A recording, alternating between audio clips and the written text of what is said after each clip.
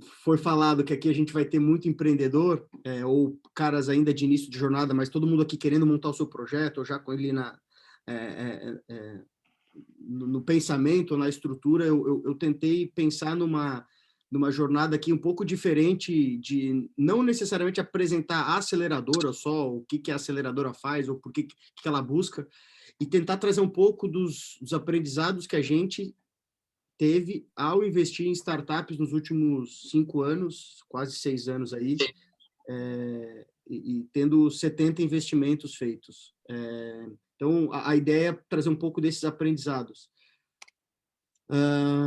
Se alguém tiver alguma questão, quiser levantar a mão, eu não gosto que isso aqui vire um monólogo e eu costumo falar muito, então me interrompam se tiver alguma questão sobre o ponto que eu estou falando, alguma dúvida. Eu acho que podemos tentar criar esse caos aqui dentro. Como a gente tem tempo, se tiverem alguma questão, abre o microfone, faz uma pergunta. Eu não sei se essa era a prática aqui, a boa prática, mas eu prefiro que seja assim, para que daí a gente crie uma troca. Eu tenho também reservado para o final bastante tempo para a gente interagir, trocar ideia, perguntas, coisas mais que vocês possam deixar para o final também, não tem problema nenhum, tá bom? Então, bom, meu nome é Marcos, eu sou o CEO do Darwin Startups. A gente montou o Darwin, eu montei o Darwin em 2015, temos aí quase 6 anos de história, esse ano a gente faz 6 anos, e a gente enxerga o que a gente faz como um ecossistema de evolução para startup. A palavra do momento é ecossistema, mas a verdade é que a gente não se considera apenas um veículo de investimento. Esse é o nosso principal foco, né? Ser veículo de investimento, investir em startups, mas a gente se enxerga fazendo muito mais do que isso. Então, ajudando corporações a se reinventar, ajudando empreendedores a montar os seus times, a expandir os seus times. Tem um processo todo aí de uma rede expandida no Brasil inteiro. Hoje nós temos representantes do Darwin em todos os 27 estados do Brasil. Então, gerando oportunidade de conhecimento, oportunidade de conexão com empreendedores, com startups, com corporações. Então, a gente se enxerga como esse grande celeiro de oportunidade, sempre tendo na startup, nos empreendedores da startup, o nosso grande foco. Tá? Então, por mais que a gente tenha hoje, prioritariamente, nosso dinheiro vindo de grandes empresas no Brasil, o nosso grande foco sempre foi e sempre vai ser no empreendedor, nos empreendedores de startup, empreendedores e empreendedoras de startup. Um pouco sobre a nossa... deixa eu ver se eu consigo desativar aqui. Peraí. Um pouco sobre os nossos números. Então, a gente está agora, nesse ano, abrindo a nossa 10ª turma de aceleração, nosso 10º programa de aceleração. Já investimos mais de 3 milhões, na verdade, esse número já está quase em 20 milhões de investimento direto nosso em startups. São 66 empresas diretamente investidas por nós, mais 4 que foram investidas indiretamente, através de outros programas. E agora, esse slide está um pouco desatualizado, já temos 4 exits, ou seja, 4 startups que a gente investiu, ajudou ele a crescer, os empreendedores a se desenvolver, e aí vendemos a nossa participação junto com o empreendedor nesses eventos de liquidez. Nos nossos 4 exits, os 4 foram para grandes empresas. Então, a gente vendeu 4 empresas para grandes corporações. Investimento médio nosso é de 200 mil, mas a gente tem feito cada vez mais o cheque de 300 e 400, então está subindo isso historicamente. O maior cheque que a gente já fez foi um cheque de 800 mil reais. Para esse ano, a gente tem expectativa de poder fazer já cheques até de 1 milhão de reais naquelas empresas que estão investidas e que têm crescido, que têm mostrado um bom crescimento. A receita consolidada de 2019, a gente ainda não fechou 2020 total, deve ir para quase 180, quase 200 milhões em 2020, mas a receita consolidada das nossas empresas em 2019 era 100 milhões de reais. Então, tem empresas grandes já que fazem parte do nosso portfólio. E das empresas que a gente investiu, ou seja, dessas 66 que a gente investiu direto, 15 delas já levantaram novas rodadas de capital depois de a gente ter entrado. Os nossos parceiros principais, ou seja, os nossos investidores principais, são essas empresas que estão aqui na direita. Então, a B3, que é a Bolsa de Valores, né, do Brasil, o Grupo J Safra, dos quais o mais conhecido é o Banco Safra, mas tem várias coisas no grupo, tem empresa de real estate, tem empresa de infraestrutura. a RTM, que é a rede de telecomunicações do mercado financeiro. Essa talvez seja uma das empresas menos conhecidas aqui do grupo, mas ela é super estratégica para a gente, porque ela é fornecedora de tecnologia e de infraestrutura para todas as instituições financeiras do Brasil. Então, se a gente tem alguma startup que quer acessar o mercado financeiro, a RTM é um super parceiro para ajudar e para conectar essas startups com o mercado. Mais recentemente, trouxemos a Sinqia. Então, a Sinqia entrou no final, na verdade, no início do ano passado, na metade do ano passado, ela entrou como investidor. Para quem não sabe, a Sinqia é uma empresa de capital aberto também, uma empresa de tecnologia para o mercado financeiro super forte.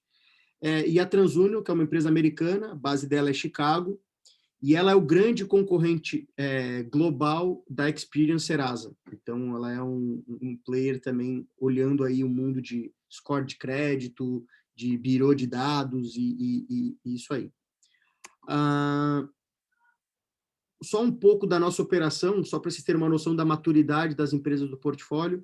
A grande maioria das startups que nos procura, ela está em fase de primeiros clientes, ou seja, ela já tem, ela já passou da fase de MVP, e aí ela está querendo ajuda para conseguir acessar mercado, crescer, gerar aquela primeira roda de tração para o projeto.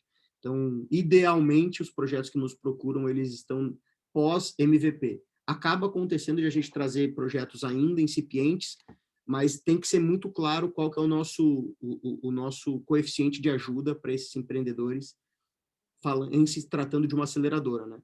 Então, a gente tem que fazer com que as coisas aconteçam mais rápido, e então é importante a gente ficar claro.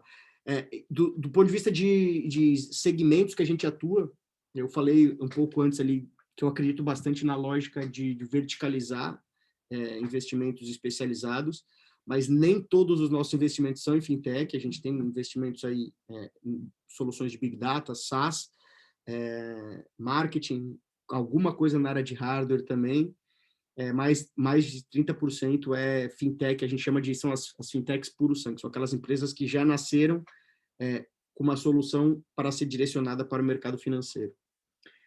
Estatística importante, eu vou falar sobre isso mais para frente, mas é que as startups que avançaram de MVP, eu não sei se quão familiarizados vocês estão com essa terminologia, se vocês não tiverem, posso explicar um pouco, mas as startups que demoraram, que passaram de MVP, ou seja, um mínimo produto viável, para Product Market Fit, que é PMF, todo mundo conhece PMF, já ouviu falar? Sim, não? Bom, PMF é uma sigla para Product Market Fit, que é quando a startup encontra e conhece a natureza do seu... Ela conhece o seu preço, ela sabe quem é o seu cliente ideal, ela sabe quais são os seus canais de atração de clientes, ela consegue ter mais uma visão lógica e racional sobre a sua operação, ela conhecer os seus números. Então, a empresa que chega em Product Market Fit, ela geralmente já tem mais do que uma dezena de clientes, aí cada um usa o seu método, mas ela já tem mais de uma dezena de clientes, ela já conhece, ela já tem uma certeza de qual que é o preço que ela cobra, ou seja, não precisa ficar validando muito preço, ela já sabe como é que ela aborda esse cliente, onde que ela encontra. Então, vejam, para ir de MVP, ou seja, o protótipo, e chegar num estágio onde a gente conheça a nossa natureza, a natureza da nossa operação do ponto de vista de números, em média, as empresas tiveram uma saída de caixa de R$500 mil. Ou seja, para se chegar em market fit, em média, se gastou R$500 mil, olhando as estatísticas do nosso portfólio, olhando as nossas 66, quase 70 empresas. E nesse processo resulta num aumento de número de clientes de faturamento de mais de 50%. Ou seja, por que essa informação aqui é importante? Quando a gente fala que a gente investe em média R$200 mil, a gente sabe que esses R$200 mil, dependendo do estágio da empresa, ele não vai ser suficiente para a empresa chegar num outro checkpoint, né, num outro ponto de inflexão de crescimento que viabilize uma nova captação. Então, por isso que a gente tem cada vez mais aumentado a nossa disponibilidade de investimento, né, a nossa disponibilidade de cheque, para que a gente consiga investir mais e ser esse parceiro para o empreendedor, para que ele não precise gastar tempo dele captando dinheiro no mercado. A gente pode colocar isso dentro do próprio programa. Então, aqui eu queria trazer isso aqui só como algumas dos nossos aprendizados aí do passado, aliás, sobre algumas informações para vocês entenderem um pouco o que é Darwin. Eu posso depois, se alguém quiser, entrar mais especificamente no que a gente faz num processo de aceleração, como que a gente organiza, como que a gente seleciona, mas aqui eu tentei focar em quais são alguns dos aprendizados que a gente teve ao longo dessa jornada e que eu acho que vai ser mais produtivo compartilhar isso com vocês do que eu ficar aqui falando o que é um programa de aceleração, né? Enfim. Sobre o que eu falei até aqui, alguém tem algum ponto, alguma dúvida, algum comentário, para a gente já começar aqui na segunda parte da apresentação? Seria legal a gente vencer esse início. Alguém quer fazer algum comentário? Liberando aqui para a turma. Vamos lá, ninguém? Todo mundo entendeu? Tá joia, cara. Podemos avançar? Tá. Bom, falando sobre os aprendizados, tá?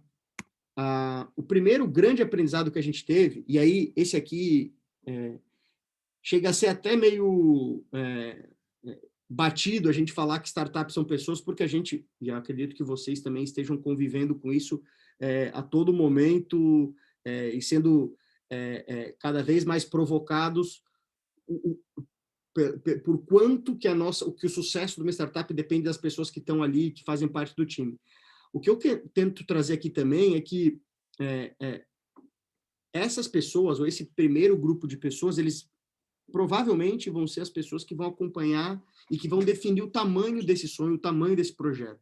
E por isso é muito importante a gente trazer uma preocupação e um acompanhamento, um cuidado em ter as pessoas certas e acompanhar o crescimento dessas pessoas dentro do nosso time. Então, algumas estatísticas aqui só para tentar deixar mais claro quão importante é isso. Empreendedores, em média, têm cerca de 2 vezes mais chance de desenvolver. Tem uma pesquisa, eu posso até depois compartilhar com o Guilherme para ele disponibilizar para vocês. Empreendedores têm, em média, 2 vezes mais chances de sofrer de déficit de atenção ou de bipolaridade, tem 3 vezes mais chance de desenvolver doenças emocionais, como depressão, provavelmente, ou depressão, ou até ter tendências suicidas. O que eu quero destacar aqui é que o empreendedor de startup o empreendedor, de forma geral, empreendedor e empreendedora, é uma responsabilidade, é uma profissão, vamos chamar assim, que ela requer muito daquela pessoa. Ela requer muita obstinação, ela requer muitas privações, e é muito importante que a gente faça esse processo e cuide desse processo para que ele seja saudável para esses empreendedores, para essas pessoas. Então, a gente, desde o dia 1 do Darwin, por exemplo, a gente tem psicólogos que acompanham o crescimento das startups e, naturalmente, as coisas que dão errado, os conflitos, os desafios entre sócios, os dilemas pessoais com cônjuge. Então, a questão aqui importante é, quando a gente montou um programa, a gente sabia que seria importante olhar as pessoas, mas a gente não tinha ideia de quão importante e quão direcionador do sucesso isso é. Então, muito claro para mim que o sucesso que a gente teve hoje, em termos de Darwin, de destaque até nacional, ele foi porque a gente sempre olhou prioritariamente para as pessoas do negócio e não para o negócio das pessoas, né? Quem está por trás? Quem são essas pessoas? Quem está construindo esse sonho? Então, muito importante ter essa visão para esse processo de médio e longo prazo de crescimento. Tá? Então, primeira coisa super importante, startups são pessoas, né? Não vamos esquecer jamais disso. Aquela lógica lá atrás, daquela definição lá do Eric Ries, de que startups são instituições humanas e lá. É tudo isso e muito mais do que isso. Tá? Então, na prática, cultura, isso é muito importante desde a fase zero.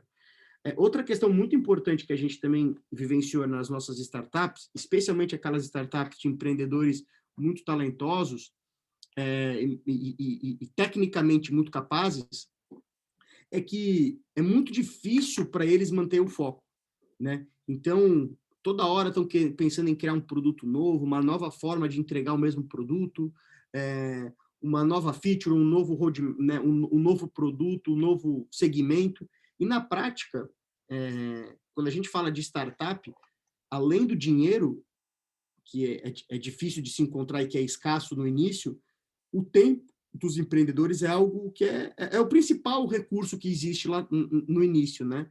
Então, aqui a provocação que a gente faz é que quanto mais a gente cria novas frentes e novas oportunidades, menos a gente consegue andar, menos a gente consegue seguir adiante, e dar um passo para frente. Quando a gente entra num processo de aceleração, é muito importante a gente ter uma visão de prioridades, e aí por isso que a gente fala que prioridade não tem plural, né? Então, de prioridade, do que a gente vai focar nesses próximos 4, 5, 6 meses, porque se a gente focar em 4, 5, 6 coisas ao mesmo tempo, o sentimento de que a gente não saiu do lugar, ele vai ser muito grande. Então, aqui, a gente traz muito aquela preocupação, enfim, de metodologias já consolidadas fora do Brasil também, de uma métrica, né, one metric that matters, né, aquela uma métrica que importa, somente acompanhar uma coisa. Então, para a gente é muito importante a gente ter claro com a gente, com os empreendedores, o que a gente vai acompanhar, especialmente durante o processo de aceleração. Então, mas eu tenho que contratar, eu tenho que captar grana, eu tenho que terminar o produto. Cara, beleza, tu tem que fazer tudo isso, mas o que é prioritário? O que se tu não fizer, tu não consegue fazer o resto? Então, a provocação de a gente trazer sempre isso por dia zero, né? E trazer, cara, qual que é o foco de verdade? O que tu devia estar fazendo agora que tu não está fazendo e por conta disso tu não está crescendo na velocidade que tu podia estar crescendo, que tu não está dividindo coisas que tu podia estar dividindo, porque tu, enfim, a gente sempre se coloca nesse desafio de ajudar o empreendedor a definir a prioridade, a definir cara, vamos fazer as perguntas certas e baseado nisso a gente toma as nossas decisões do que de fato está faltando ou do que de fato é prioritário. Então, muito, muito importante a gente trazer essa lógica aqui para dentro dos projetos. Já aconteceu inúmeras vezes de a startup não ter foco, de a gente acordar, cara, vai por aqui, vamos fazer isso, beleza, acontecer que ele não consegue priorizar porque o cliente X demanda tal produto, o cliente Y demanda tal tecnologia, e aí o cara fica patinando e não sai do lugar. Então, muito importante o sentimento de saber priorizar, saber ter foco, especialmente nesse início de jornada, tá? Muito, muito, muito importante. Uma outra coisa que isso já ficou claro ali atrás, quando eu falei de ir de MVP para Product Market Fit, né, para chegar no Market Fit, mas é importante vocês terem uma visão de que as empresas que estão sendo criadas hoje, as startups que estão começando, ou que estão nos engatinhando hoje, mas que são empresas recentes, de 1, 2 anos, são projetos de talvez 10, 12 anos. Talvez antes, mas muito pouco provavelmente menos do que 5 anos. E sabendo disso, é importante vocês, empreendedores e empreendedoras, se alimentarem desse processo como sendo uma maratona e não como sendo 100 metros rasos. Então, quando a gente fala lá, o empreendedor enche o peito e fala, porra, eu estou trabalhando 15 horas por dia, estou trabalhando 16 horas por dia. Cara, isso não é sustentável. Se fosse 100 metros rasos e esses dias e fosse necessário apenas uma mão cheia de meses ou um ano com esse ritmo para conseguir chegar no sucesso no final da jornada, tudo bem. Mas não é um negócio de 10 anos, de 8 anos, de 6 anos. E sendo isso, é importante vocês, primeiro, prepararem aqueles checkpoints para recarregar energia. Então, seja comemorar as vitórias, seja uma nova rodada de investimento, mas é importante que vocês, a todo momento, recarreguem lá de energia para que a jornada tenha, para que o objetivo esteja cada vez mais perto, mas que vocês ainda tenham condições de ser as melhores pessoas possíveis para liderar esse negócio ao longo dessa jornada. Então, não adianta a gente interpretar eu estou empreendendo porque eu quero daqui a 3, 4 anos estar milionário, Pode acontecer, mas é muito pouco provável que você vai dar certo. E mais improvável ainda de que isso vai ser rápido. Então, é importante ter essa visão. E quando a gente fala que é uma jornada longa e cara, é porque a gente sabe que é muito difícil viabilizar um projeto desse sem ter dinheiro, sem ter alguém que invista no projeto, especialmente até que ele comece a dar resultado, ou dar indícios de resultado. Então, muito provavelmente, ao longo dessa jornada, você vai ter que trazer investidor anjo, ou uma aceleradora, ou um fundo de investimento, alguém para ajudar vocês com combustível para essa jornada aqui. Então, muito importante ter uma visão de longo prazo para a construção da jornada e não de curto prazo. Às vezes, pode ser que eu esteja falando várias coisas óbvias aqui, e que bom se isso parecer óbvio para vocês, mas para muita gente que a gente conversa, para muita gente que a gente interage, isso não é óbvio, isso não é algo trivial. E quando eu falo que eles são aprendizados, é porque no nosso processo, tudo isso que eu vou apresentar aqui para vocês, eles viraram quase que dogmas, quase que verdades absolutas do nosso processo, porque a gente não quer que ninguém caia nessas armadilhas. Então, para a gente serve bastante esses aprendizados. E Marcos, posso perguntar? Claro. Tudo bem? Prazer, Adriano Freitas. Marcos, eu ia voltar no item 2 ali. Vocês usam algum framework para ajudar os empreendedores a definir essa prioridade, esse foco, para ter uma meta ali a seguir? Como é que vocês fazem esse processo aí para ajudar o empreendedor? Boa, Adriano. Boa colocação. De método e metodologias que a gente usa, tem Golden Circle, tem OKR, tem vários métodos. Agora, sim, a gente não vai... não existe um método que resolva todo tipo de problema. E tem questão, por exemplo, tem questão de prioridade do cara, que é a prioridade dele é se resolver com o sócio, sabe? É ter um acordo de acionistas. Às vezes é esse gesto que faz com que as ações mais importantes, por exemplo, de botar o produto na rua, visitar cliente, não aconteça. Cara, não adianta fazer isso antes de a gente não resolver. Então, a empresa até pode ter mais de uma prioridade, desde que ela resolva a primeira, aí ela vai para a segunda, e aí ela vai para a terceira, e aí ela vai para a quarta. E aí a gente brinca que, enquanto a gente podia fazer essas reuniões presenciais, era muito mais legal, mas a gente brinca que a gente conta a velocidade das empresas durante o processo de aceleração pela quantidade de frios na barriga que ela sentiu a cada semana. Então, o empreendedor que chegava para mim e falava, puta, cara, sabe aquela coisa que eu tava... cara, não consegui resolver, aquele assunto lá chato. A tendência é a gente sempre protelando essas coisas, né? Os assuntos mais chatos, as conversas mais pesadas. Então, a lógica que a gente tenta criar ao criar uma prioridade é que o cara que assumiu perante a gente, perante todo mundo, perante até os colegas de turma do grupo dele, que ele ia tratar como prioridade a contratação de um CTO, por exemplo, tô indo no limite aqui, tá? O cara que não chega com pelo menos currículos para poder avaliar se com algumas pessoas, se aquilo é ou não é o perfil esperado para a vaga, cara, ele não está crescendo, ele não está avançando nas prioridades, assim, naquilo que é essencial. Então, não tem um método que define, cara, qual que é de fato a prioridade, é muito relacionamento e a gente senta, a gente entende dos desafios. Formas de acompanhar se está atingindo, se não está atingindo, tem vários métodos, né? Então, como eu falei, OKR, para quando é algo mais conceitual, a gente usa bastante a história do Golden Circle, de, cara, por que a gente está fazendo isso? Por que isso vale? Por que isso gera valor para alguém? O que a gente está, de fato, criando?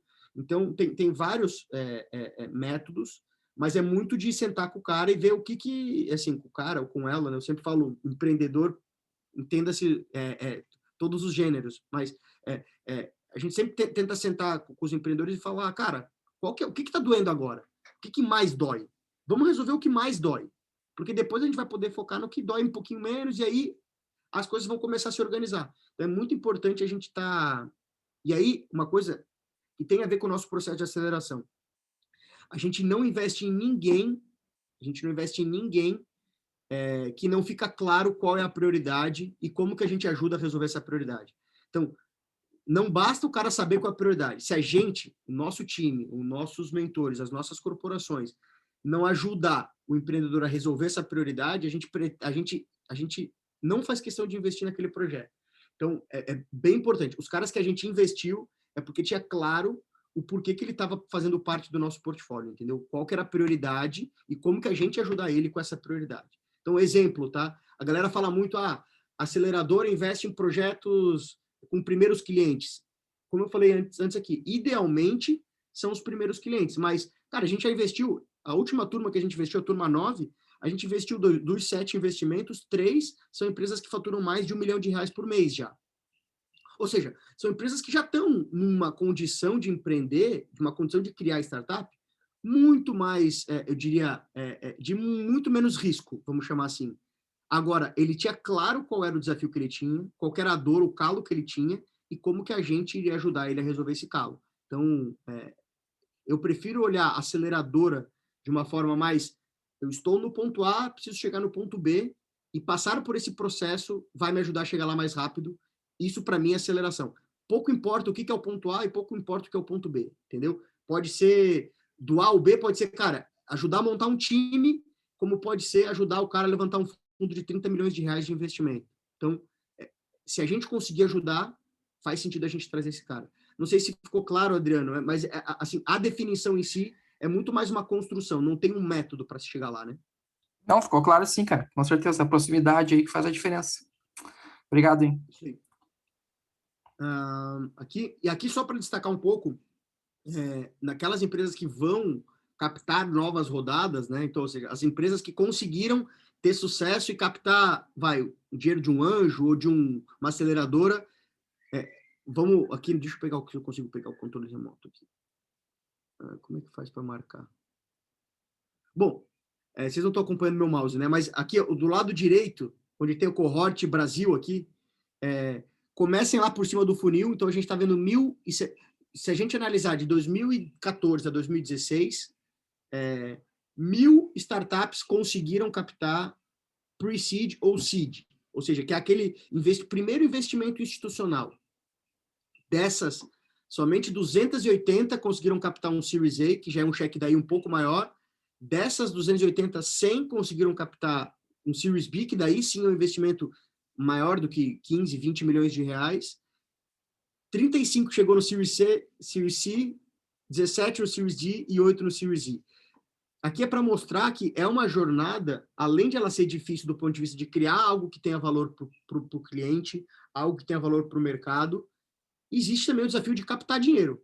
Quando se entra nesse mundo de rodada de captação, é importante entender que é uma jornada, como eu falei, longa, e existe risco de não conseguir captar dinheiro. Ou seja, quase 75% dos projetos que captaram pre-seed ou seed lá de 2014 e 2016 não chegaram a captar um Series A.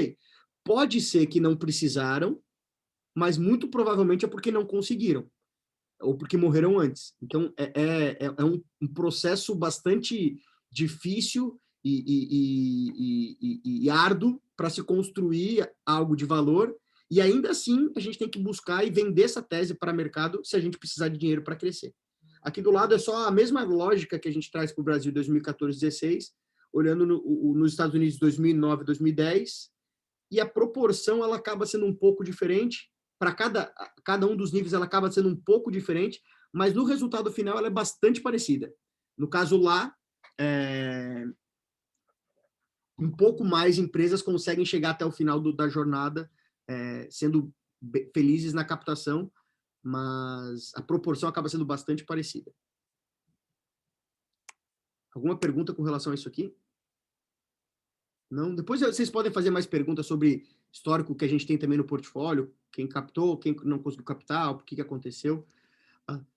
Uma outra preocupação que a gente tem, e aqui isso vale muito para aquele empreendedor que está no início da jornada e está já vislumbrado com o que está acontecendo no segmento de investimento, falando, puta, eu quero captar um cheque, quero falar com o fundo, preciso de 2 milhões, preciso de 3 milhões, preciso de, sei lá, quanto de dinheiro se precisa, mas na prática, a provocação que eu trago aqui é que a gente só deve trazer dinheiro de terceiro, dinheiro de externos para o projeto, quando a gente já esgotou todas as possibilidades de tentar crescer com o nosso próprio dinheiro, com o nosso próprio esforço. Por que isso é importante? A gente sabe que muitas das empresas que chegam a conseguir levantar dinheiro, elas acabam tomando as decisões não mais racionais, e sim as mais convenientes. E aí que se desperdiça muito dinheiro. Então, histórico que a gente tem com o nosso portfólio, as empresas que quando buscaram o Darwin, já tinham esgotado seus caminhos todos e vieram buscar no Darwin aquele parceiro para crescimento, essas foram as empresas que mais cresceram aqui dentro. Porque eles aprenderam com o seu próprio processo, com a sua própria estrutura, com sua própria ida a mercado, não pegaram dinheiro. Aí a gente sou bastante... só um segundinho, peraí. Peraí que meu filho chegou e está tocando a campainha aqui. E... Tranquilo, Marcos. Se quiser lá atender, vai. Pausa aqui rapidinho. Não, ele só faz isso porque ele é terrorista mesmo. Só para saber que ele chegou. Então, o importante é que a gente saber que cada centavo que a gente está buscando de terceiro, ele conta.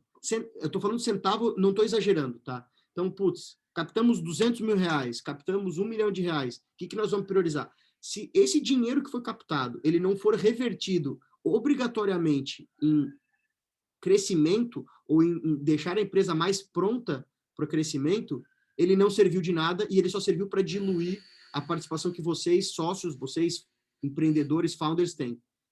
Então, bem importante ter essa visão de que cada centavo, cara, R$1. Aquele puff, captamos 500 pau, vamos botar eu uso isso para criar essa simbologia, mas, vamos botar aquele puff, vamos trocar a TV da sala de reunião, vamos comprar um computador novo. Cara, na prática, isso não gera valor imediato, esse capital só vai servir para diluir. O terrorista chegou aqui, tá aqui do lado. Filho, o papai tá trabalhando, tá? Então, esse dinheiro só vai servir para diluir vocês, empreendedores, e deixar a jornada talvez mais difícil dali para frente. Então, bem importante essa compreensão de que cada centavo, cara, assim, mas esse dinheiro, especialmente o primeiro dinheiro, ele deve ser utilizado. Chegou o outro terrorista agora aqui. São dois. Espera aí, só um segundinho.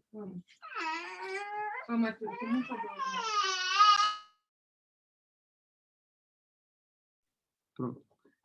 Então, se isso não for revertido para crescimento, é melhor deixar para um segundo momento ou para uma captação mais estruturada. Então, quando a gente pega empresas para investir, por exemplo, a gente traz essa preocupação, traz um cara que tem experiência em criar budget e criar projeção para falar, cara, quanto de fato essa empresa vai precisar, quanto de fato esse empreendedor vai queimar nos próximos 6, 12, 18 meses, e é aquilo que a gente vai colocar. Para não dar o fôlego, para não dar a sobra. A gente pode colocar mais dinheiro e, cara, a gente vai ser o primeiro a levantar a mão e botar mais dinheiro, mas é importante que a gente tenha uma visão clara de quanto que precisa. E isso é importante para preservar algo que é o vital para a startup, que é a sociedade dele, a participação, o equity, a participação que ele tem na própria empresa. Então, ao fazer isso, a gente está preservando o empreendedor e a gente acha que isso é super, super, super válido fazer. Não é uma questão de ser mesquinho com dinheiro, é simplesmente de a gente saber direcionar para um crescimento e para aquilo que é mais vital. Só um exemplo, a gente não teve, no caso da pandemia, a gente teve bastante empresa que sofreu, que teve desafio, mas como eles têm já embutidos no discurso, esse discurso de que, cara, cada centavo conta, a gente não teve nenhuma empresa que quebrou por conta da pandemia. Teve empresa que, só para vocês terem noção, que perdeu 80% da base de clientes. Mesmo esses caras, eles conseguiram se reerguer numa lógica racional de economizar, de buscar aquilo que era mais vital, e conseguiram hoje se reerguer. Então, muito importante ter essa percepção com relação de dinheiro. Especialmente se esse dinheiro for do investidor, porque daí é um cara de fora que está diluindo vocês, né, que está colocando o dinheiro e que muito provavelmente quer esse dinheiro de volta, né? Dificilmente aqui o investidor está colocando dinheiro para acompanhar vocês até o fim do projeto, até, sei lá, para sempre. Sobre isso, tem algum ponto? Eu vi que tem algum microfone aberto aqui. Alguém quer fazer algum comentário? Não? Boa. Então, super importante. Posso fazer? Opa! Claro, por favor. Oi, tudo bem? Boa noite. Eu sou a Alessandra da Atumi, uma startup da área da saúde.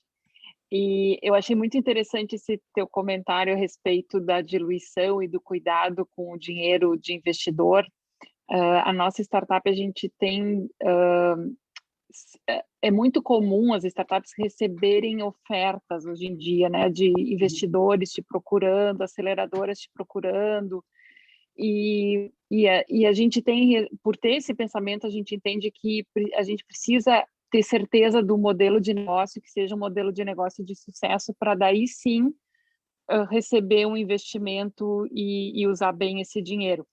Mas o que eu tenho visto é que, eu não sei se isso é um pouco de inocência da nossa, eu tenho visto assim que as aceleradoras, os investidores, eles vêm com um pouco de ganância, não sei se é tipo assim, eu quero ter uns 15%, ter uns 20% em troca de sei lá, eu tenho um amigo meu que disse assim, meu pai dizia que dinheiro pouco eu tenho muito. Eu não sei se... eu adorei esse teu comentário, porque muitas vezes a gente sente isso, mas isso é muito falado. Obrigada. Total. Eu vou falar, assim, tens muita razão no que tu fala. O último ponto que eu vou falar, inclusive, ele vai deixar até mais evidente esse conflito investidor-empreendedor, né? Porque, no final das contas, criou-se, e aí eu não sei o porquê disso, mas criou-se uma forma de enxergar a startup, de que startup precisa obrigatoriamente de dinheiro externo ou de dinheiro de investidor. E o dinheiro de investidor, especialmente se for dinheiro de fundo ou dinheiro de uma aceleradora, dinheiro de investidor institucional, ele é um dinheiro caro, porque ele é um dinheiro que está ali para retornar e para trazer exigências e riscos que são assim, implícitos desse dinheiro. Então, na minha visão, e tu está 100% correta, a empresa só deveria buscar o investimento quando ela entende, e como eu falei, assim, que ela não consegue mais chegar onde ela precisa chegar com as próprias pernas.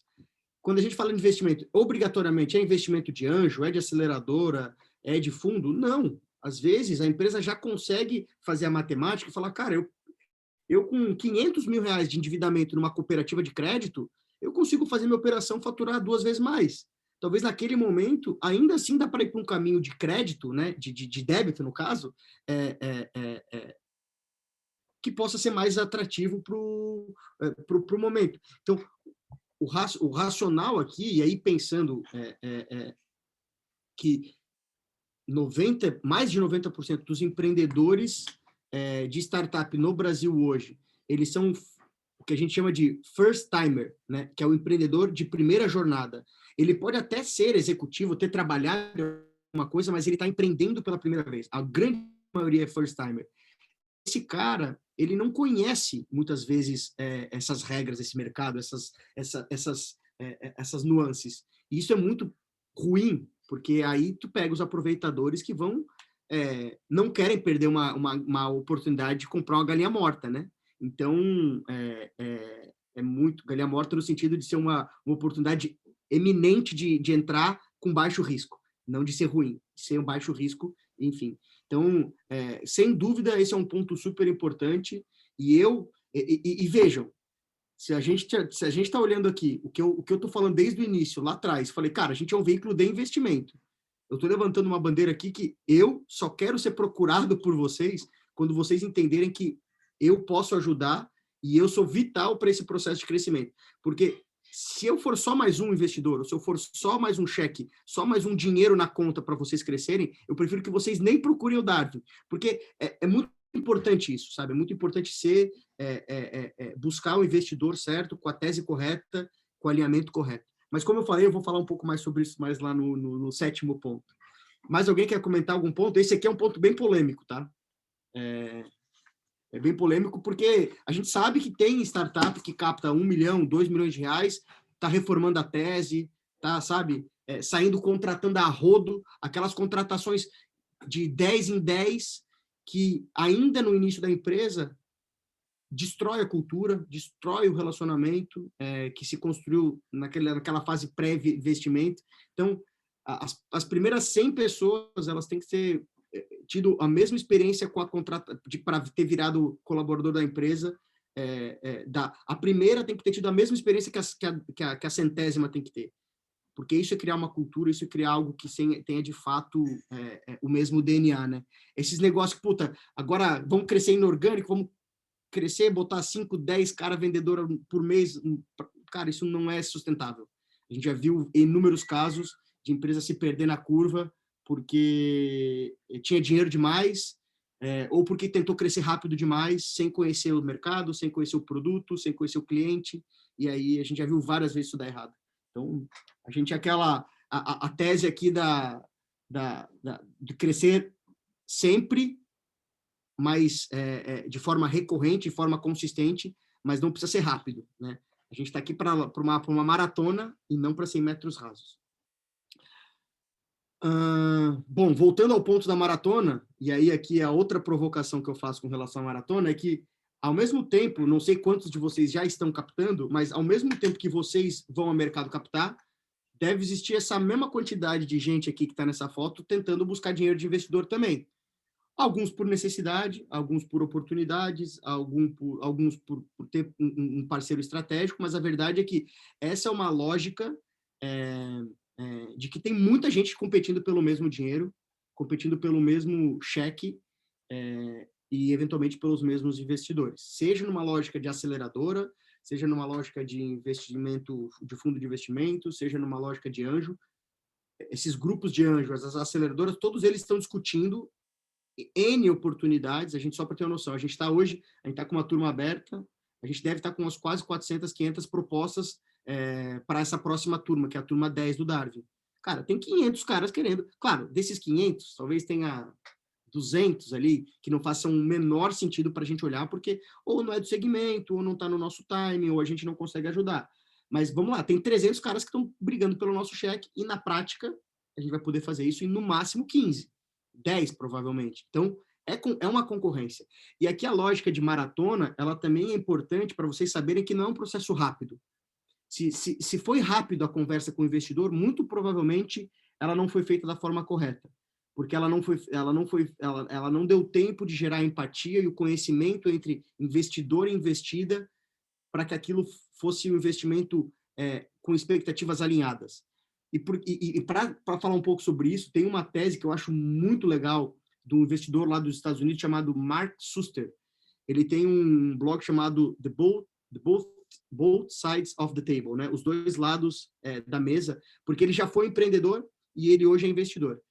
E ele, na hora de ele investir, ele fala que ele não investe em pontos, ele investe em linhas. Então, não importa se hoje você tem um faturamento de X milhões de reais, o que importa é, a partir daqui, o que você vai construir nesse relacionamento? Qual que vai ser a próxima conversa? Onde que você vai estar nessa próxima conversa? O que vai acontecer com a empresa e como é que você vai lidar com essas soluções, com essas situações e na terceira conversa? E essa linha, essa constante de relacionamento que faz ele decidir onde é que ele vai investir.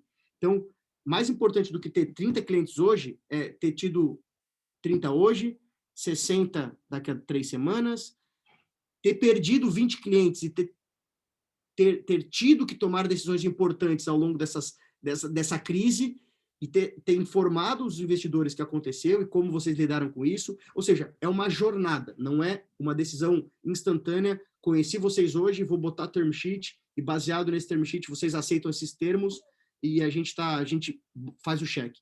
Essa abordagem não gera nada de valor para a startup e a chance de ela gerar valor para o investidor é se vocês conseguirem outros investidores que tenham chance de ajudar vocês, porque provavelmente esses caras não vão ajudar. Então, importante construir relacionamento com esses fundos. O que significa construir relacionamento? Pede a rede de vocês, ou busca alguns mentores que vocês podem ter acesso, fala assim, quem são os fundos que vocês mais gostam? Você pode fazer uma introdução, cria um reporte simples com as principais métricas do negócio de vocês e compartilha de quarter em quarter, né? A cada 3 meses, compartilha com os investidores, chegamos aqui, esses foram os nossos aprendizados da jornada, ó, estamos aqui, estamos buscando isso. Ou seja, construam um relacionamento antes de pedir dinheiro para esse cara. Historicamente, isso dá muito certo e as nossas empresas se beneficiaram bastante com essa estratégia. Outro ponto importante, e aí é um ponto também, eu diria até polêmico, porque não adianta a gente falar, tem aquela frase famosa, né, que o trabalho duro sobrepõe o talento, quando o talento não trabalha duro. Nesse caso aqui, não basta ter nem só talento e nem trabalhar duro. A gente tem visto que cada vez mais tem uma questão que ela é até meio irracional nos empreendedores que dão certo, que é essa garra, essa vontade de fazer, essa questão de todo dia querer se superar, né? Aquele atleta de alto desempenho que está com calo, que está com dor, mas que ele não desiste de bater o próprio tempo, de no outro dia voltar, e no outro dia voltar e tentar de novo. Então, essa questão, essa dedicação sobre-humana em prol do seu projeto, da sua startup, ela tende a ser muito benéfica para a startup. E reparem, o primeiro ponto que eu trouxe foi a história das pessoas, né? Aqui não chega a ser um contraponto, mas chega a ser as empresas que mais cresceram ou que mais crescem, elas quase que se recusam a dar errado. Elas quase que se recusam a ouvir não do cliente. Elas falam, pô, mas e se eu vendesse isso? E se eu fizesse aquilo outro? E se... Então, assim, essa questão da garra, ela é muito importante. A gente até tentou encontrar... porque quando a gente fala, putz, então garra é mais importante do que trabalho duro, do que talento. Essa garra, esse tesão por empreender. Como é que a gente encontra isso no empreendedor ou numa empreendedora quando aplica para o processo? E a gente viu que é muito difícil a gente detectar isso antes de a gente investir. Mas tem algumas questões que, para a gente, começaram a vir à tona. Alguns dos caras que, no nosso portfólio, performam super bem ou crescem muito mais do que a média, eles ou foram atletas, ou eles ou foram músicos, ou são mães, por exemplo, que tiveram filhos e se descobriram enquanto mãe, se dedicaram, fizeram todo aquele processo para virar mãe, e aí depois agora estão sintonizando essa energia toda para o empreendimento. Quando a gente encontra isso, aquele drive de atleta, de um músico, e ele simplesmente, cara, ele focou aquela resiliência, aquela disciplina para o empreendimento, esses caras, sim, saem de baixo, porque esse negócio vai dar certo. Sim ou sim. Ele pode não ser o maior negócio do mundo, mas esse time se recusa a dar errado. Então, quando a gente encontra isso, no nosso caso, isso é quase que investimento automático, porque é esse tipo de cara que a gente gosta de investir. Bom, e o último ponto, daí depois vai sobrar tempo aí para a gente fazer a conversa, bater um papo. O último ponto é o motorista e a maleta. E aí, aqui, trazendo o ponto, acho que é a Adriane que falou, né, Adriane? Acho que era a Adriane.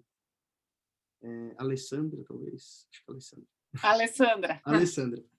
Sabia que era com A. Esse, para mim, é o principal ponto e de atenção hoje quando a gente fala de ecossistema de investimento. E o que eu quero dizer com esse ponto? Como eu falei anteriormente, a maioria dos empreendedores que está captando dinheiro são de primeira leva, né? Ou seja, o tal do first timer, o tal do empreendedor de primeira jornada. O que acontece? Para esse cara, o sucesso ele é pouco palpável, ele é pouco tangível. E ele nunca se parou para pensar, ou poucas vezes ele parou para pensar qual que é o momento ou qual que é o dinheiro suficiente para ele largar esse projeto. E aí ele monta o projeto, ele vai validar com o cliente, ele vai crescendo, ele vai para cima, ele vai para baixo, vamos crescendo a empresa, e aí chega o potencial investidor. Quando isso acontece, e quando investidores botam dinheiro, poucos empreendedores entendem que a matemática do investimento, ou desses investidores externos, é de multiplicar o dinheiro que ele colocou. Então, e aí entra um pouco do que eu entendo que é o erro de premissa do ecossistema. Esse alinhamento, raríssimas vezes, acontece. E, na maioria das vezes, o empreendedor ele é carregado a esse crescimento forçado, ou esse super crescimento, por conta da necessidade dos investidores de multiplicar o dinheiro. Então, o que eu estou falando aqui na prática, para tentar deixar mais simbólico?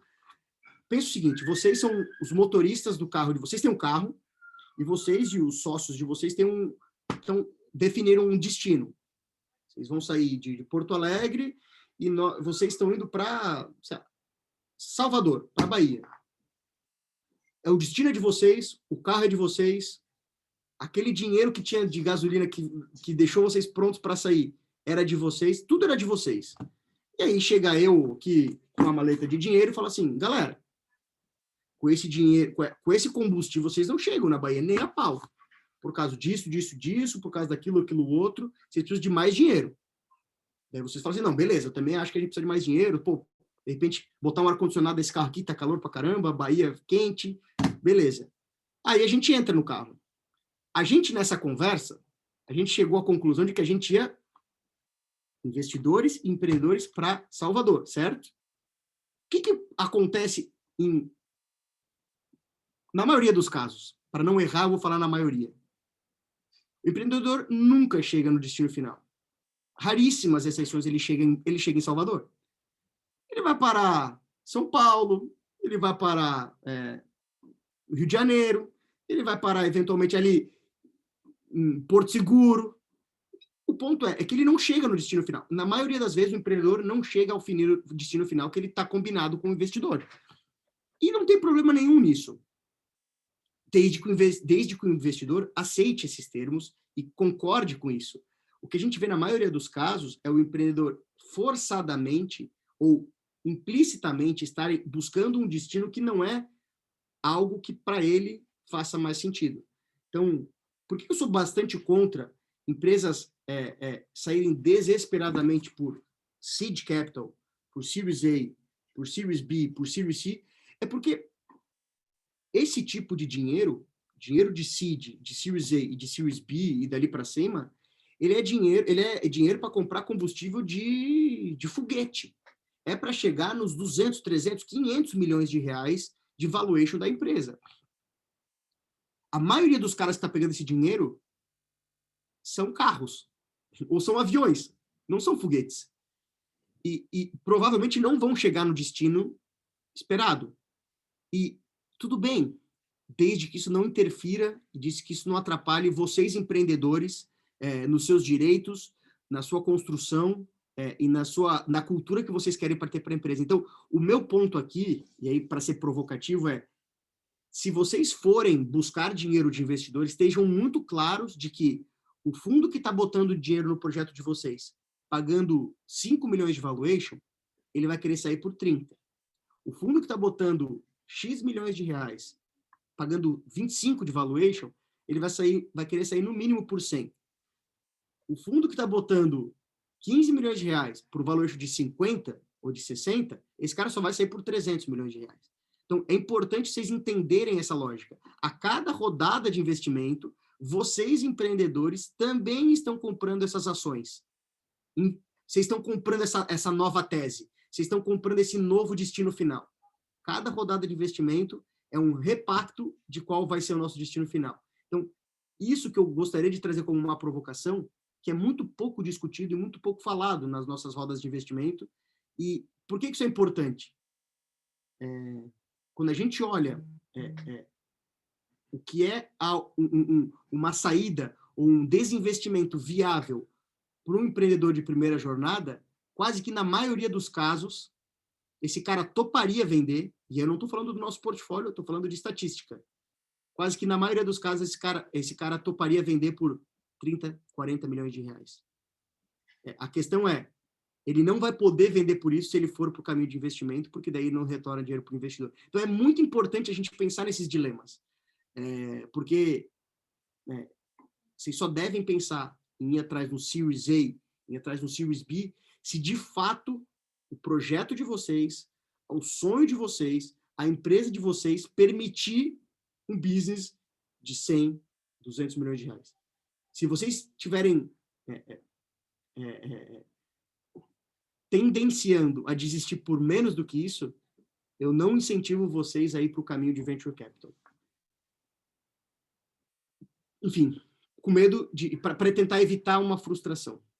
Então, fui polêmico um pouco aqui nessa colocação, porque o que para mim é o mais precioso é relacionamento empreendedor-investidor com expectativas alinhadas. Porque quando isso existe, isso se constrói de fato, sai da frente, porque isso é muito poderoso. Agora, na maioria dos casos, como foi falado, é um negócio mais mais oportunístico.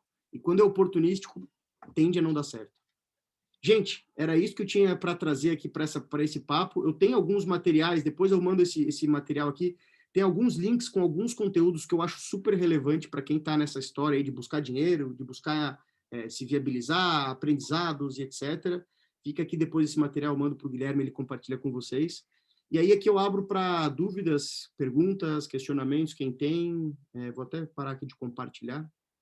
Bom, vou deixar meus contatos aqui mais um tempinho, se vocês quiserem. Mandar e-mail, me adicionar no LinkedIn, trocar ideia. E é isso. Perguntas, questionamentos, não concordam com o que eu falei, por favor, levantem a mão, me xinguem, estou à disposição. Tudo bom, Marcos? A Thaisa fez uma pergunta ali no chat, não sei se quer, vou ler aqui então. Você comentou que as startups que geralmente são com vocês já passaram da fase de MVP. Quando saber se está cedo ou qual é o momento de buscar uma aceleradora? Então, acho que, eu não sei, acho que ela tinha feito antes essa pergunta, mas para mim... lá no início. O momento de buscar uma aceleradora é quando se tem tanta dúvida, tanta pergunta e tão pouca resposta e não se consegue mais chegar nessas respostas sozinho. Então, acessar mentor, acessar investidor, poder ter um pouquinho mais de gasolina nesse carro para poder, preciso ir para São Paulo validar esse mercado, preciso pegar esse negócio aqui na mão, sei lá, preciso contratar um desenvolvedor para melhorar o produto, sabe? É nesse tipo de estrutura que a gente acaba tendo mais adesão e que a gente acaba gerando mais valor. Tem exceções para os dois lados. Tem empresa que a gente entrou, que a gente não tinha, que não tinha nem produto finalizado e que, hoje é uma super empresa do portfólio, é uma das estrelas do portfólio. Tem caras que entraram no programa faturando mais de 3 milhões de reais por mês. Então, tem, como diria o Manezinho, vareia. Bom, vou fechar aqui o compartilhamento. Interromper o compartilhamento. Então é isso, pessoal. Dúvidas, questionamentos, não concordam? Vejo que é o seguinte, a provocação aqui, ela é muito baseada no que a gente tem visto com base no nosso portfólio. Não significa que isso aqui é a verdade absoluta do que está acontecendo no ecossistema. Né? Significa que a nossa visão é essa. A maioria do nosso portfólio também é first timer, a maioria do nosso portfólio tende também numa eventual oportunidade de saída. Cara, só para dar um exemplo, o nosso primeiro exit, que inclusive foi para uma empresa, quem comprou a empresa foi uma empresa daí do Rio Grande do Sul, a Zenvia, o primeiro case de saída, a família do cara, assim, o empreendedor tinha uma super história empreendedora de tentar sozinho, de começar, mas, cara, a família dele é classe média baixa, sabe? O pai pintor, a mãe professora. Então, assim, como é que eu vou chegar para um cara desse e falar assim, cara, não vamos vender para a Zenvia, vamos montar um business de 100 milhões de reais, chega a ser justo com esse cara, porque ele já vai ser, na família dele, o cara mais bem-sucedido. E a condição desse cara de montar um segundo, um terceiro, é muito melhor a partir de ter o primeiro sucesso, né? Então, eu basicamente me enxergo hoje com o grande desafio de ser uma fábrica de sucesso de empreendedor, ajudar vocês, empreendedores e empreendedoras, a botar dinheiro no bolso, realizar esse primeiro ciclo e ser o parceiro para criar os próximos segundo, terceiro, quarto, quinto ciclos. Um pouco da nossa visão. Uhum. Marcos, eu queria fazer uma pergunta. Eu vou abrir porque eu estou com um outro nome, meu nome é Cristiana. Eu estou começando aqui hoje, então ainda me familiarizando até com os conceitos e com as questões, e vou te fazer uma pergunta um pouquinho paralela de uma curiosidade, até porque nós somos uma startup de psicologia. E, obviamente, me chamou muito a atenção a tua primeira fala, né? Eu só queria entender se essa tua equipe, ela é uma equipe interna da Darwin. Vocês têm os próprios profissionais que fazem os acompanhamentos com as empresas. Boa, excelente pergunta. Sim, então, quando o Darwin cabia dentro de um fusquinha, a gente já tinha um psicólogo nosso interno que cuidava não só do nosso time, mas também cuidava de, enfim, às vezes, assim, estar disponível, porque, putz, às vezes o empreendedor tinha um problema com o sócio, às vezes deu um negócio errado na casa dele, ou algum super problema. Então, assim, era ter uma escuta qualificada, interna, para esses momentos. Então, desde a primeira turma a gente teve. O que aconteceu mais recentemente é que a gente acabou crescendo, e aí a gente teve que ir para o segundo. Então, a gente tem 2 profissionais internos formados em psicologia com mestrado na área. Um atua mais na área de gestão de operações comigo e outro mais na área de pessoas. Mas são internos. O que acaba acontecendo, às vezes, até... e é engraçado falar essa história de pessoas. Eu fui fazer a 500, é uma aceleradora lá dos Estados Unidos, super famosa, das 3 mais famosas lá nos Estados Unidos. Eu fui fazer um curso em 2017 lá, e aí, no primeiro dia, era eu e vários outros gestores de aceleração, né, criadores de aceleradora e tal, e aí, na época, tinha que falar qual era o nosso superpoder. E eu falei, puta, cara, superpoder, que coisa mais brega ficar falando de superpoder, nada a ver. E aí eu falei, cara, o nosso superpoder é acreditar que são as pessoas que vão transformar esses negócios e, por conta disso, a gente tem um psicólogo.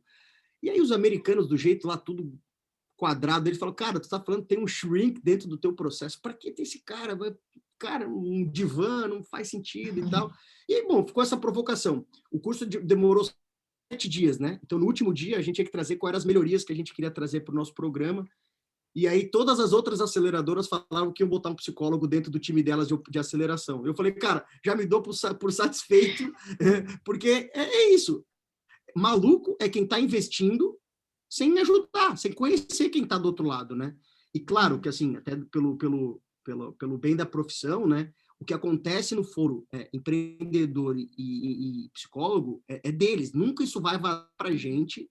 Agora, a gente deixa ele mais confortável, se ele quiser se abrir, para isso uma decisão mais estratégica e tal, para ele. Mas é muito, cara, o que acontece nessas reuniões, nessas conversas, assim, para a gente, assim, não vem, não pode vir, né? Não, assim, entre cliente e paciente e tutor.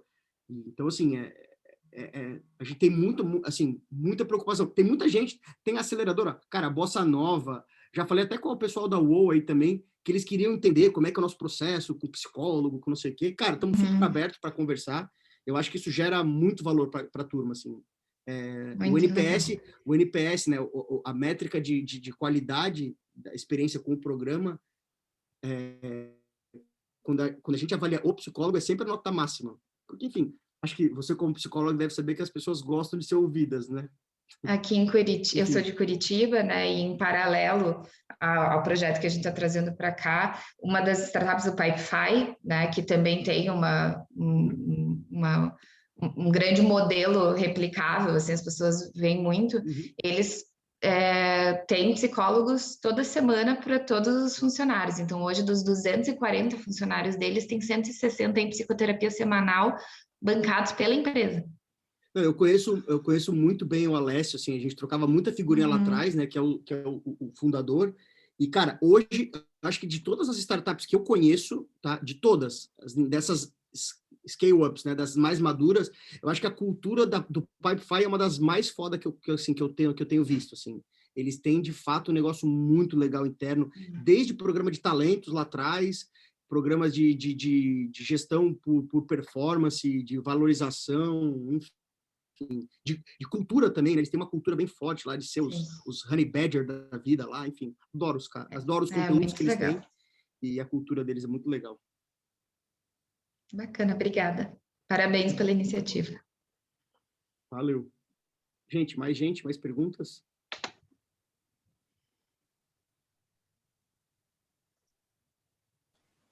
Eu tenho um questionamento até, Marcos, vou me intrometer aqui no meio. Mas sobre o processo de entrada, Marcos, eu tenho até essa curiosidade, enfim, até porque nós também acabamos avaliando startups para elas entrar nos nossos programas. Eu quero saber se no processo de entrada de vocês chegam a ter alguns Como vocês analisam startups? É por eixo? É por pontos específicos? Enfim, um pouco mais sobre essa entrada. Pô, O pessoal que está pensando em aplicar, o que vocês vão analisar neles, né? então, a decisão... são várias etapas, né, do processo, então deve ter umas 3, 4 entrevistas, aí até a gente ir para o Darwin Day, que é o evento de fato de seleção. Em média, a gente leva para o Darwin Day, que é esse evento, é um dia de imersão, só para ter uma noção, só nesse dia são quase 100 avaliadores. Então, e aí nesse dia tem a banca de people, tem a banca de mercado, tem a banca de funding, tem a banca do segmento do cara. Então a gente faz um negócio super especializado, especialmente olhando para esse Darwin Day. E antes disso acaba sendo muito mais conversas pontuais, de olhar o pitch, olhar o material, descobrir quem é o time, quanto tempo trabalha em conjunto.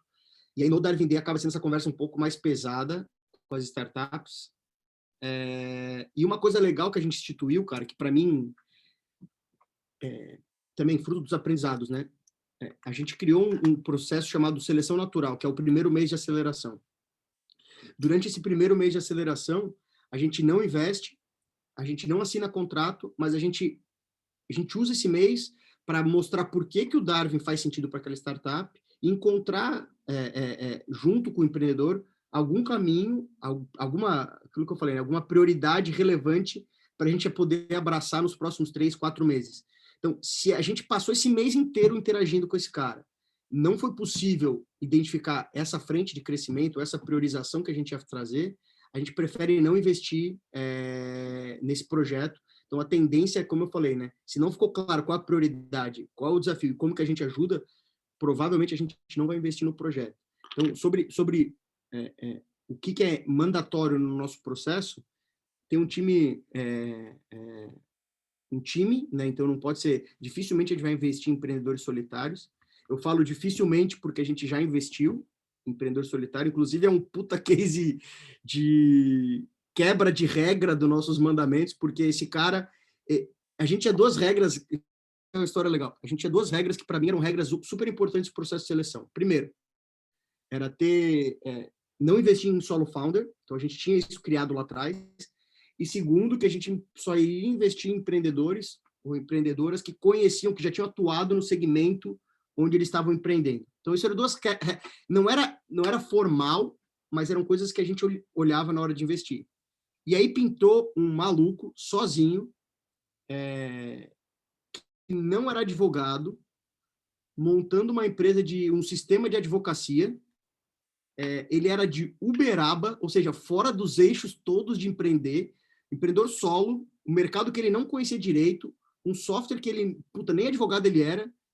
E eu falei, cara, mas tem alguma coisa estranha nessa história aqui. E aí a gente trouxe esse cara participou do Darwin Day. No dia do Darwin Day, todo mundo ficou, meu Deus, esse cara é muito bom, esse cara é muito bom. A gente foi descobrir depois que ele era bicampeão mundial de jiu-jitsu. Então a gente até ficou com medo de dar não para ele, porque medo de apanhar. Então, brincadeiras à parte, ele era solo founder, não tinha experiência na área, não fazia parte de um grande eixo, e esse bicho, cara, o projeto dele tá voando. Só na pandemia ele cresceu 300%. Então, voltando àquela questão que eu falei ali da garra, bicho, eu não preciso dizer para um cara que é bicampeão de jiu-jitsu o quanto ele vai ter que ralar para fazer o negócio dele dar certo, entendeu? Ele já sabe disso, cara. Mais do que qualquer pessoa. Então, bicho, quando a gente encontra esses caras, sai de baixo. Esse cara vai para cima, entendeu? Então, estou usando esse caso para mostrar que não tem nada que é deal breaker, que é assim, não olhamos esse caso. Cara, até um caso que não faria o menor sentido se a gente fosse analisar o checklist, a gente olhou, investiu, o Google acabou de investir no cara, o fundo do Google acabou de investir no cara. Então, super caso de sucesso. Então, é isto. Show, Marcos. Não sei se alguém tem mais alguma pergunta aí da plateia.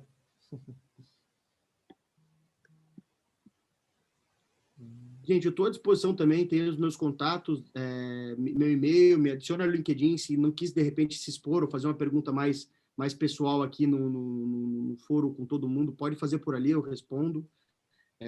Se por acaso vocês estiverem buscando investimento, buscando parceiro estratégico, podemos ajudar, podemos orientar esse processo de vocês aí.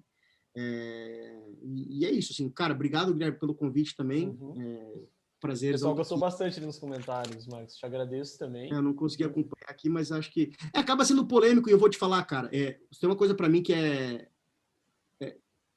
fundamental. Quando a gente fala de investidor, a gente está falando de um casamento, que, dentre várias outras sociedades, ela é muito parecida com um casamento. A única questão é que ela tem tempo para terminar. E ninguém deveria casar com ninguém sem conhecer o porquê que está se casando. Qual que é a razão desse casamento? Quais são as regras desse casamento? Então, eu já perdi as contas de quantas vezes, depois de rodadas de investimento, eu tive que sentar com os meus founders e falar, cara, essa regra, o cara botou por causa disso, que é coisa que o fundo deveria ter falado. O fundo deveria ter aberto, a gente botou essa regra por causa disso, a gente botou essa regra aqui para que, nesse caso, nessa situação. Cara, ninguém faz isso. Então, eu faço questão de ser aberto e ser transparente, cara, porque é o melhor momento, é o meu tempo e é o tempo do empreendedor, cara. Então, ninguém aqui está querendo desperdiçar o tempo. Então, muito importante essa preocupação aí. Tem venture capital que quer me ver morto, mas enfim, cara, azar deles. Tranquilo, beleza? Marcos. Te agradeço aí pelo tempo, enfim, eu acho que o pessoal aprendeu bastante. Agradecer a presença deles também. Boa. Mas, então, gente, é isso, um abraço. Deixei meu e-mail ali, depois o Guilherme pode colocar também para vocês ali no invite. Eu mando esse material também para ti, Guilherme, ali no WhatsApp, depois pode compartilhar com a turma. Fechou? Isso aí, valeu, pessoal. Valeu, gente. Um abraço. Até quarta-feira, tá? Valeu. Até mais.